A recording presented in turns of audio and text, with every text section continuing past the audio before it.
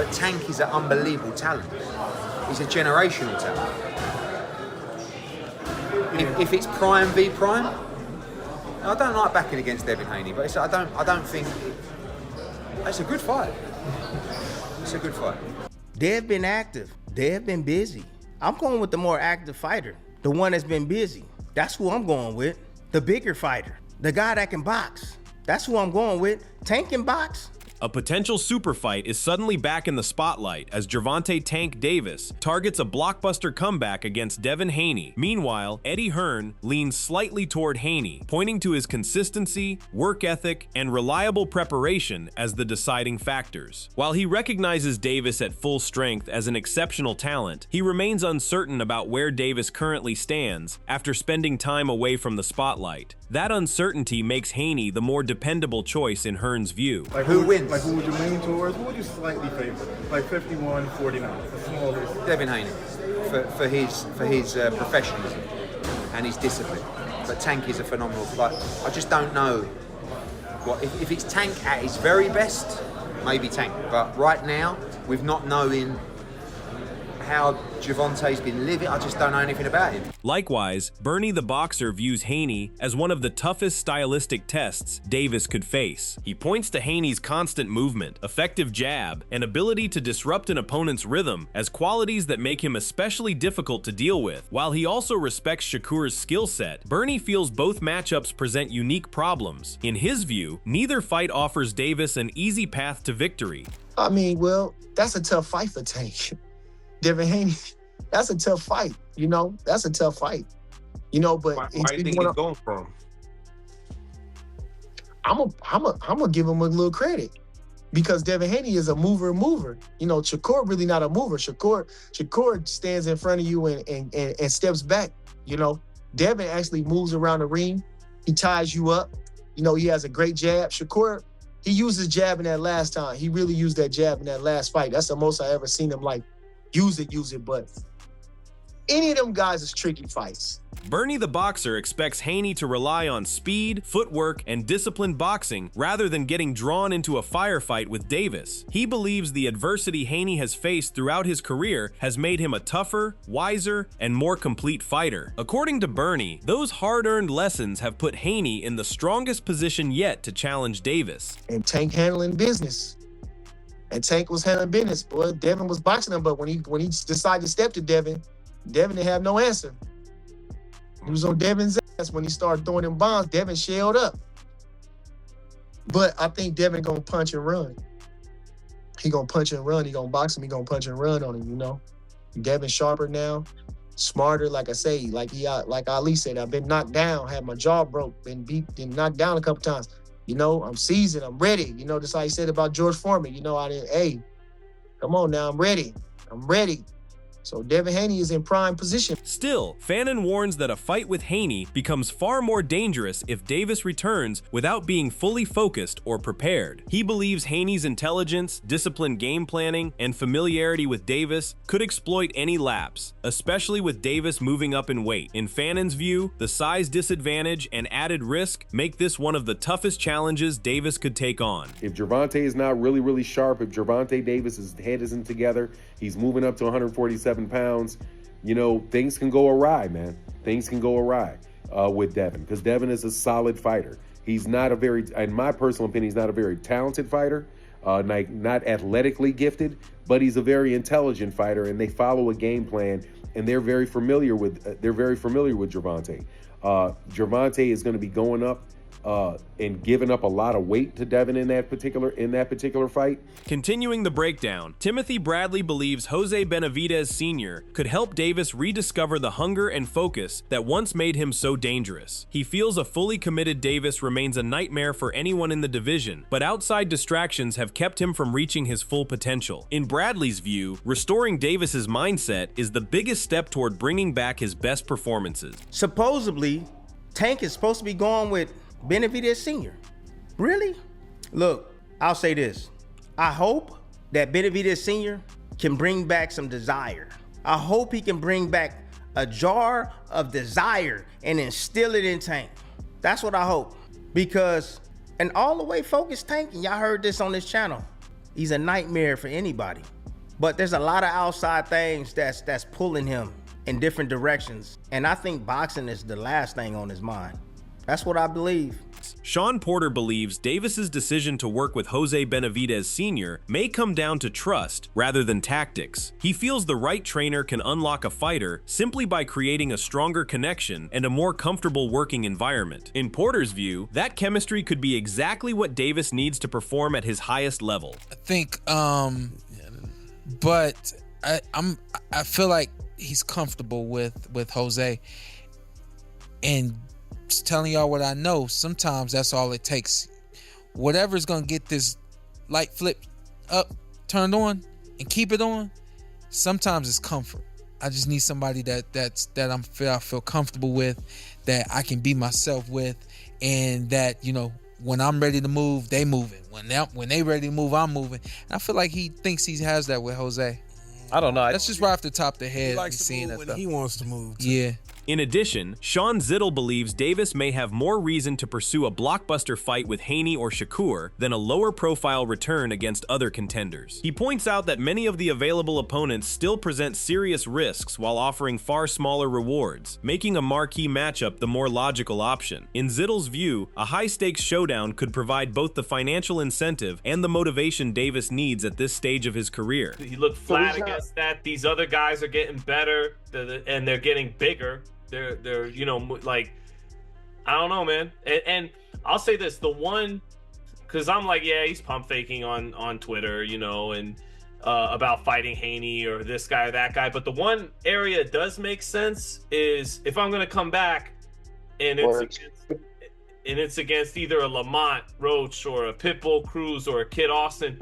Those are all coming off a year and a half in particular, losable fights too. You might be the favorite against all of them, but those are all tough fights anyway. So if I got nothing but tough fights around me for way less money than fighting a Devin Haney or a Shakur, then maybe I do just jump right into Devin Haney or Shakur. Maybe that's what I need to make me give a fuck, you know, to get me motivated in camp, but also to make me want to actually get the kind of money that actually gets me up for a fight at this age, at this stage. Analyzing the matchup, Showbiz believes Haney's team has every reason to open negotiations by seeking an equal split with Davis. While he acknowledges Davis brings greater commercial value to the event, he argues Haney's recent accomplishments and consistent activity have earned him equal standing inside the ring. In Showbiz's view, reputation may favor Davis, but recent results make the matchup far more balanced. Does 50-50 sound fair? Number one, if you're the Haneys, start with 50-50. And then we can work from you standing strong down. That's how all negotiations happen. Now, do I think it's a 50-50 fight? Yes and no. Financially, obviously not. I would never see Tank Davis as an undercard. Never. But merit-wise, it's 50-50. Because Tank, where you been? Your last fight was a draw against Lamont Roach coming up. Debo's became another division champion and been fighting and putting in work. Times Square cards and big time, right? So merit-wise, it's 50-50. That's how I felt about Bud and Errol. Money-wise, Errol spent, there's no way it's 50-50. But merit-wise, Bud Crawford's one of the best fighters in the world at the time. Definitely, now he's one of the greatest fighters ever. Expanding his thoughts, Showbiz believes Davis has officially joined forces with Jose Benavidez Sr. after seeing the partnership publicly promoted across social media. He argues that such an announcement would not have been made without Davis's approval, making the new team feel legitimate rather than speculative. In Showbiz's view, the move signals the beginning of a new chapter in Davis's career. Let's talk about Gervonta Tank Davis going to Jose Benavidez Sr. as his coach. I'm not sure if he's completely departing from Calvin Ford tutelage, but it's official. I just saw on Jose Benavidez Sr. Instagram and on his socials, he's showing Gervonta Tank Davis working out in this video and announcing and marketing the new Gervonta Tank Davis on Team Benavidez merchandise. Now, he had a few videos out there showing Gervonta Tank Davis working out and all those things, and I promise you, he could not have made this announcement without Gervonta Tank Davis's blessing. For me, this makes it official, their relationship. Elsewhere, Johnny Ortiz predicts Haney is more likely to face Keyshawn Davis than either Davis or Shakur next. He expects Keyshawn's mandatory challenger status to simplify negotiations, while the other two matchups remain tied up by difficult terms and prolonged discussions. Ortiz believes Haney versus Keyshawn is the most realistic fight to materialize in the near future.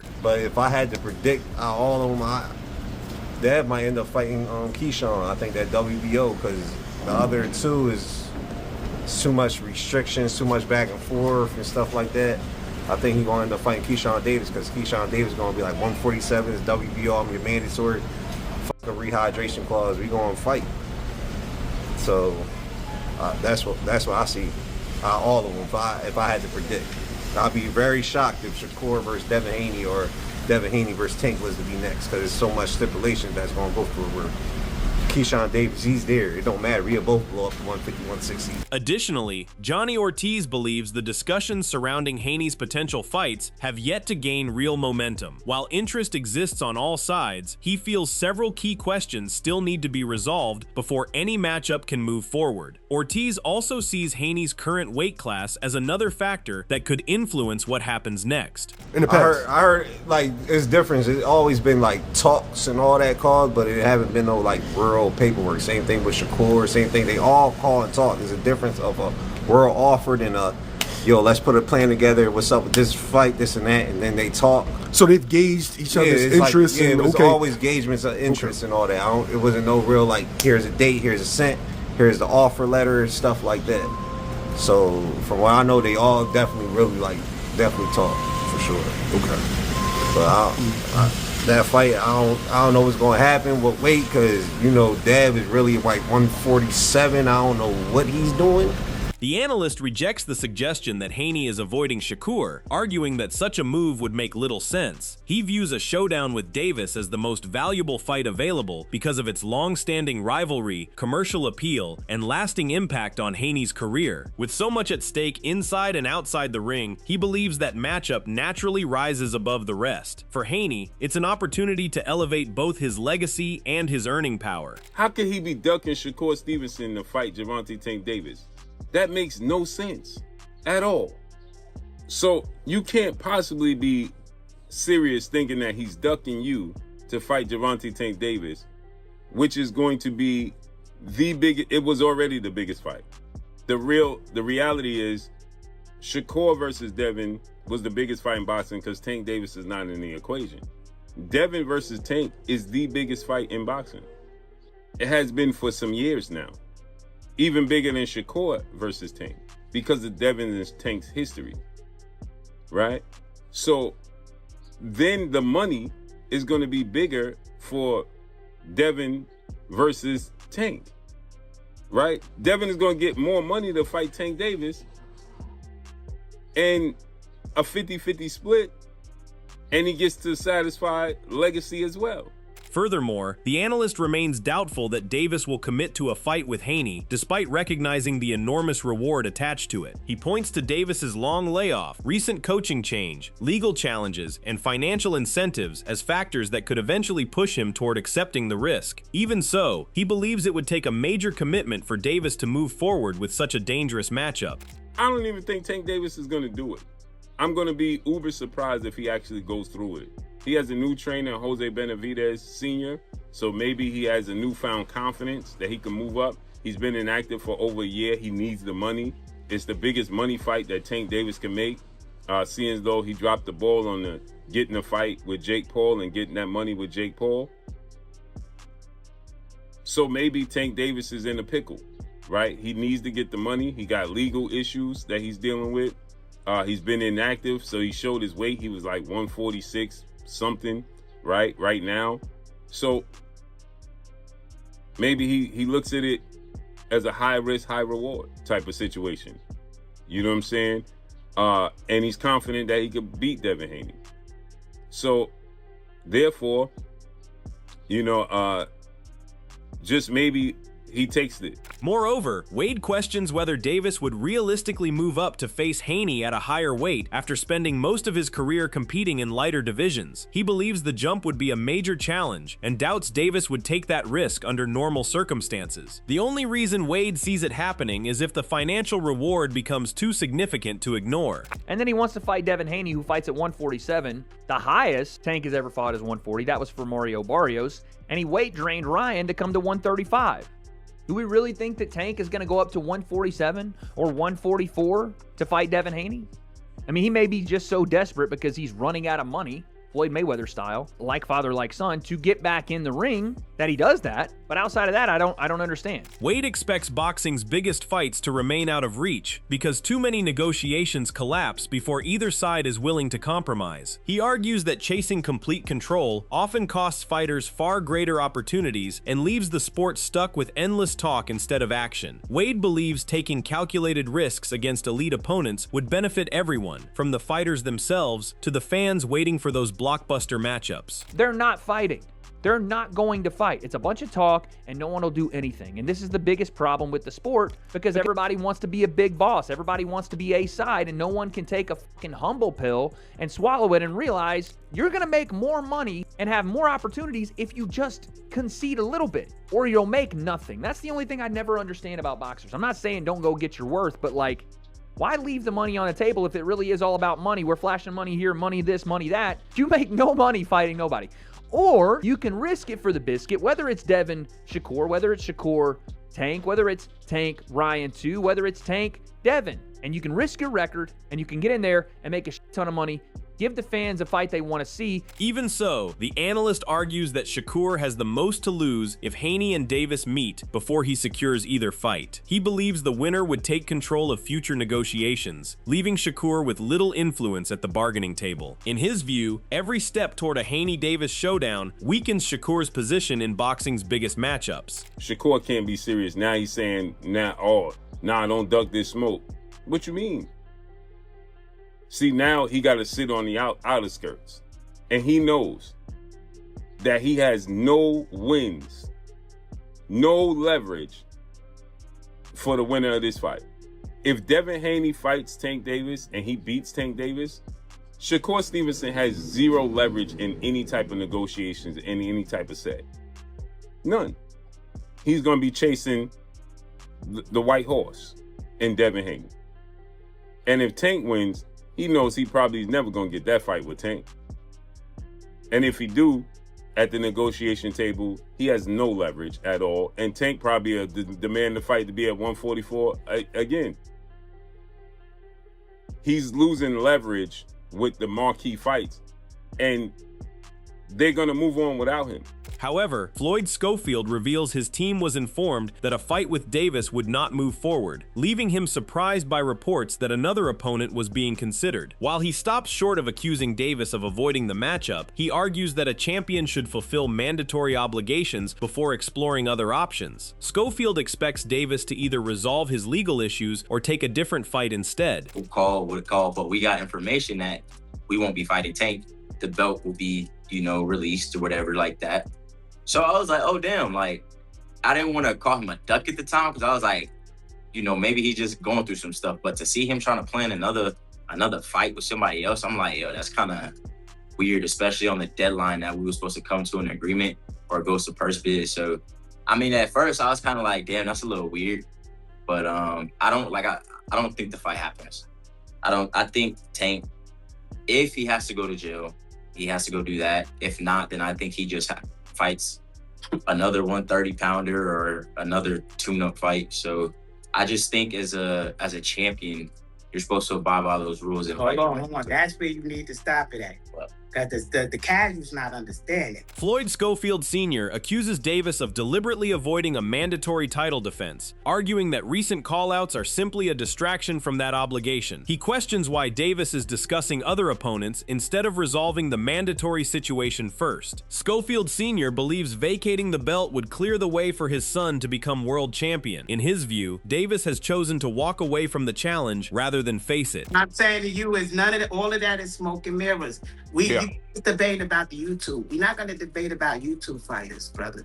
I'd rather debate about real fighters, the ones that sticking with boxing. You know, we here to talk boxing. Ooh. Like anybody that's working. Oh, it's a good fight this you know, weekend. some real It's a good fight this Yeah. weekend. Nobody want to talk Shakur and Tank and them. Why would we talk about them? They're relevant to us. Andre, thank you for the 5-piece. Salute, Mills Jr. How you felt seeing Devin and Tank in negotiations, ? Is it smoke and mirrors?